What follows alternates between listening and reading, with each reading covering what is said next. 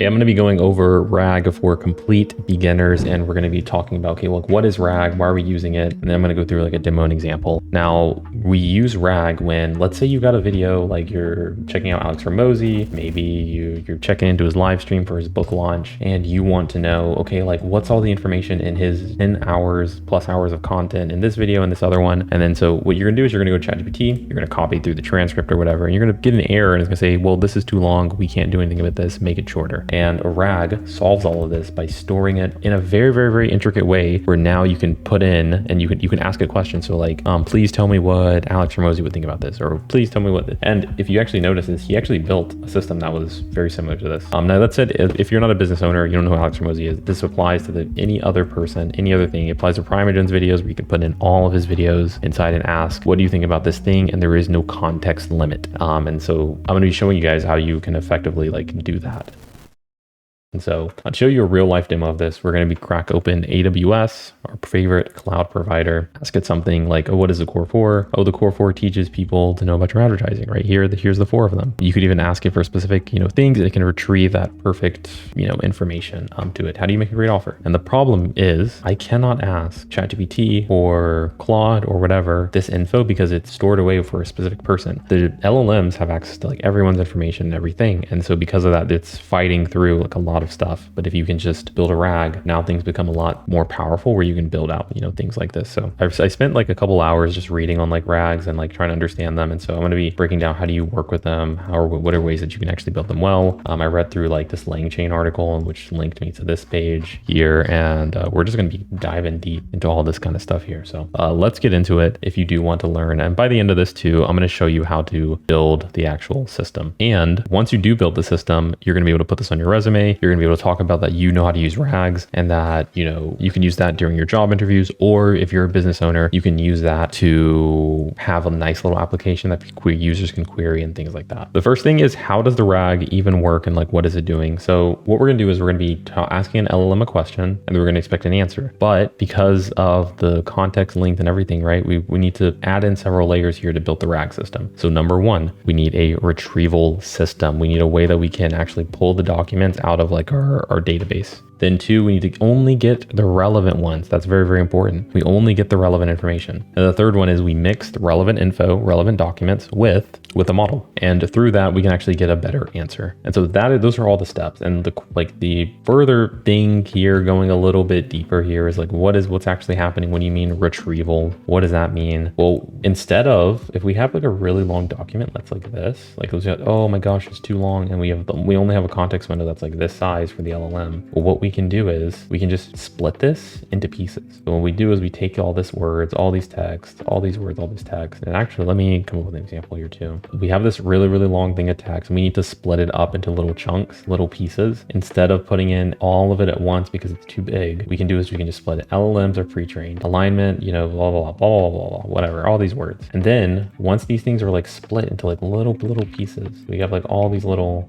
blocks here. We just split them up. What we can do is we can say, okay, well, this is the text that it talks about cats. And then in this text, it talks about dogs. So then that way, when somebody asks a question, we split it up into like little documents. Cool. When someone asks a question like, do you like cats? Well, then we can get the answer by just like only basing and only like checking all the cat documents. And then maybe all the like documents and all the documents about you. But we can just pull these documents in. We can just ignore dogs. And so now, instead of this being massive, we just cut out half the text because we're only talking about cat. And this is the idea behind setting up the RAGs, that we can organize the data, the little pieces, little blocks, that we can pull out the only ones that we need, and then we can put into the LLM. And now, instead of being this long, it's now this long. The second thing that we're going to be going is, okay, how does that even work? Well, this is the first phase of building a RAG system out, which is going to be chunking. So how do we split them? How do we like take a long document and how do we choose which words to put into which chunk? In this case, it looks like this person's just doing fixed size chunking and there's going to be like several ones that you should know. And I think you should know this if you're getting for interviews, if you're going to be setting this up yourself or implementing it. This will will fundamentally change like everything on how you're doing it. And the first one is going to be, okay, fixed size. So that's just where we take the sentence as it is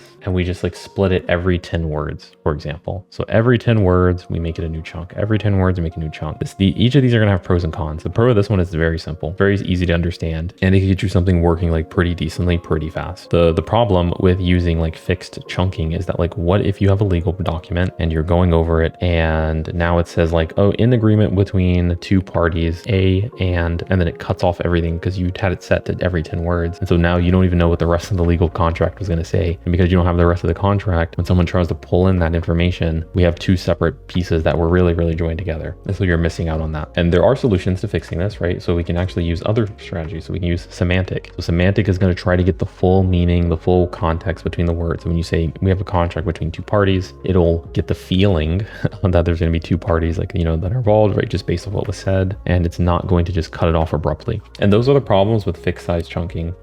As we go down, we're going to go into semantic chunking, which I kind of mentioned, which is that like we can kind of get the feelings of the text and we can slice it based off of that. And the pros is that we're still going to be able to keep like the ideas like way better than if we were to just cut off abruptly every single 10 words. We can keep the content, we can keep concepts together. So then when you retrieve the document, it's going to be pretty accurate. But honestly, the drawbacks are listed here, but I don't think there's any drawbacks, except it's more complex to implement. But like, I think there's already a lot of libraries that handle this and handle these strategies. It's like using SQL versus no SQL. Like it's good to know, but most of it's going to be like just obfuscated or like, hidden under the hood. But this one, recursive chunking, we can chunk and split them based off of like, okay, every time there's a period, we can just like, split it. Or every single time we see like a hashtag, if it's like a markdown file, every single time we see like a new line, we can chunk based off of that. We can even have like finer grained kind of chunking if the other chunk is still too long. So this is probably useful for something like JSON or where like you have structured data where I'm going to be separating it here, I'm going to be separating it here. So again, this is really powerful for structured code or text. The text or code where you have structure. So markdown, JSON, actual like lines of code. So if you have things where you're trying to look at that kind of stuff, it's using that. And this is also probably where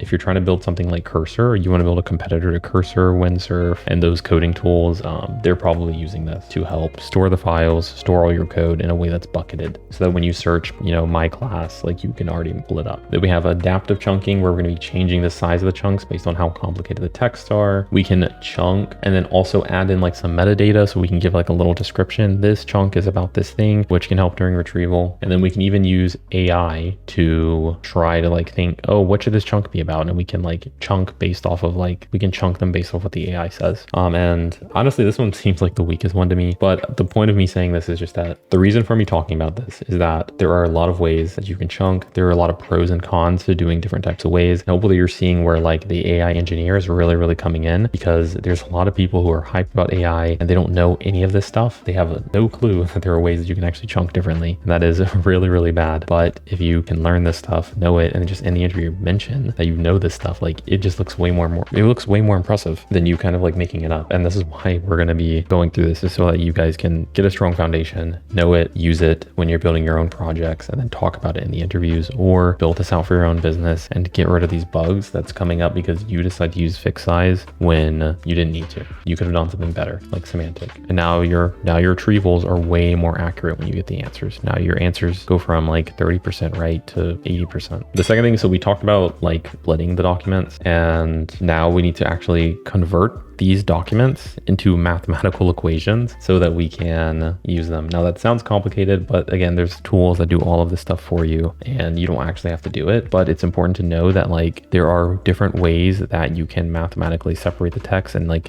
base them off of their similarity. So again, we can't have dog as like a concept because for computers that's really hard and very difficult to search about what dogs are. But if we convert it to a math equation where it's like 0, 1, 2, well, now we can point them onto a grid and align them.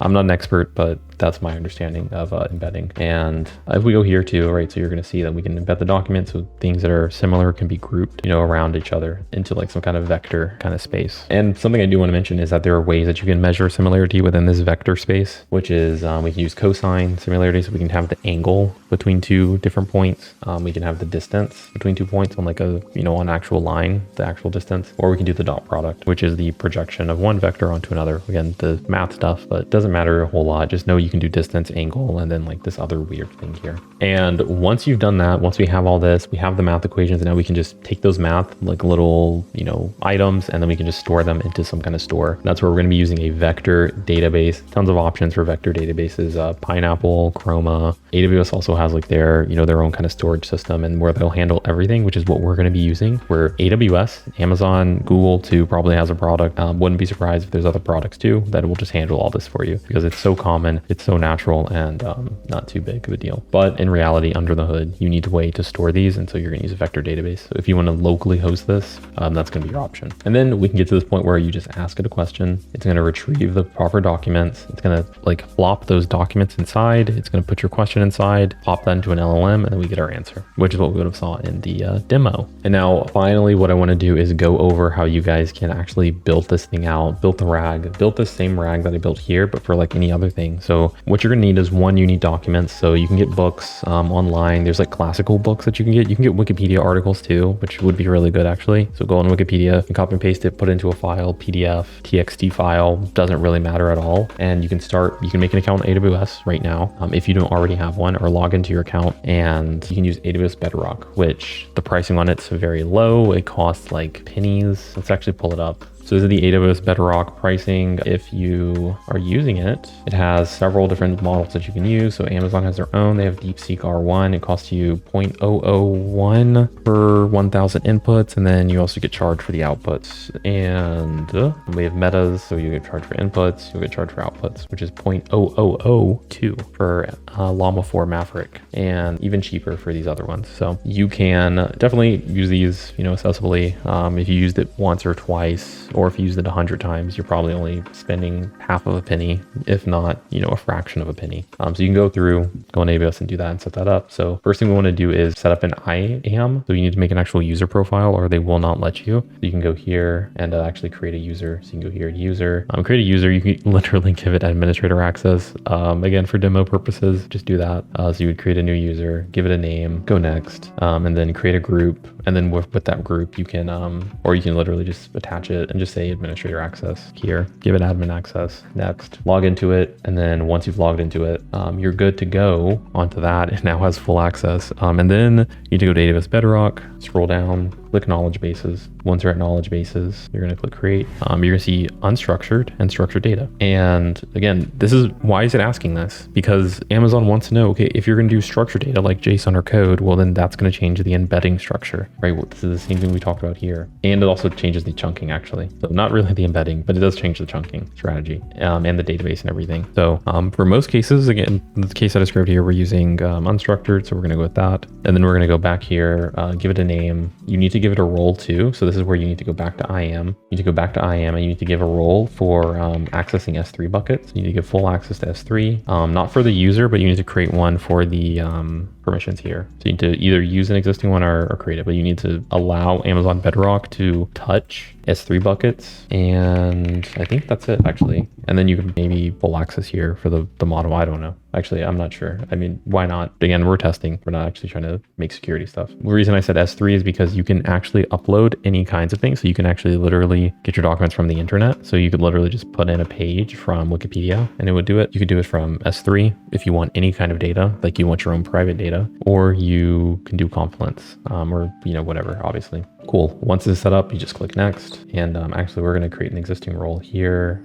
Actually, let's make a new one. So I'll walk you through that. I'll walk you through the role setup. So we'll create a new role and let's call it like test role here, whatever. I don't even know if I can, you can do underscores. We'll go next. Then we're going to have an S3 bucket name that we can just browse. Let's say we're using the Hormozy one and we have our data source name, and then we can change the chunking strategy. So I don't know if you remembered, but I listed off those chunking strategies and there are several ways. You could no chunking, semantic chunking, hierarchical chunking, or fixed size chunking. Now, again, as I said, we probably want to do semantic. If you're not sure, ask ChatGPT to explain the difference to you so that you can try try to learn from there. And then what we can actually do is give a buffer size. So we can say how many sentences should be grouped together. We can do max token size. Again, if you're not sure about this, just ask the LLM, because this is going to, help or whatever. But I think 1,200 is fine. And you can do breakpoints for similarities and all this stuff. So we go next. Now we need to select an embedding model. We can do that here. Open search is fine.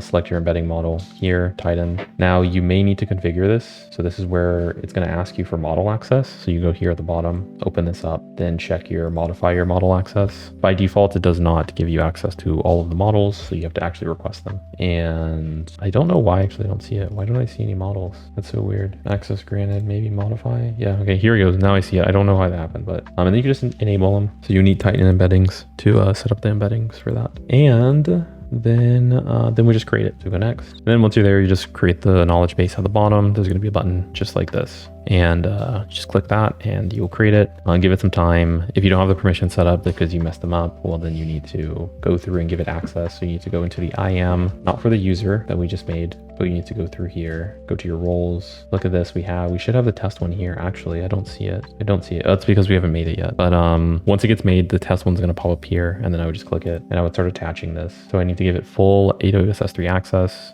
search it, click add permissions, and then search it. And this is a live thing of like how I built this to where now I can ask it questions. And like, what is the offer? What is the value equation? We can play around with it, choose the models and everything like that. And so this one was a longish video, very, very in depth, but hopefully again, as a beginner, you just completely understand all this AI stuff. And at the end of it, like, okay, cool. This is the tools that I can start using to start building out real, like valuable things. Actually, we talk about value, but it's a problem that people have where they just want to like see what someone would give advice on, or you have like your job at work that's got tons of documentation, but you don't know what's happening with anything.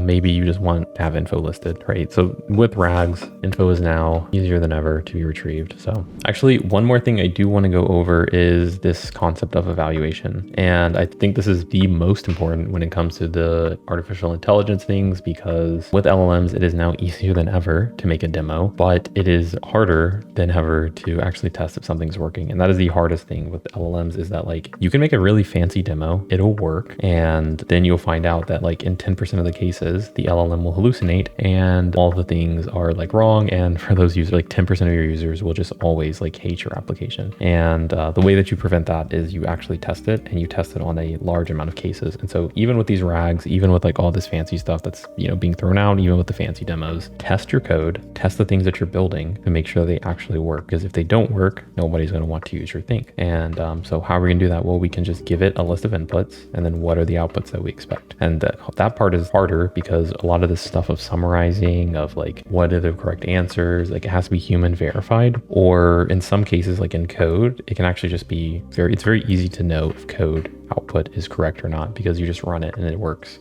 With this kind of text stuff, that things like you can't have it hallucinating, you can't have it doing that kind of stuff. But you probably have to just use a human to check, or you have some kind of rules, some kind of heuristic. And then you just test different outputs several times, test different inputs, what do you expect, and their responses. There's also tools like Langsmith, and there's several other like LLM testing tools, because this is a problem they're being made, and you can also check those out. So that is that, and I will see you guys in another video. So peace.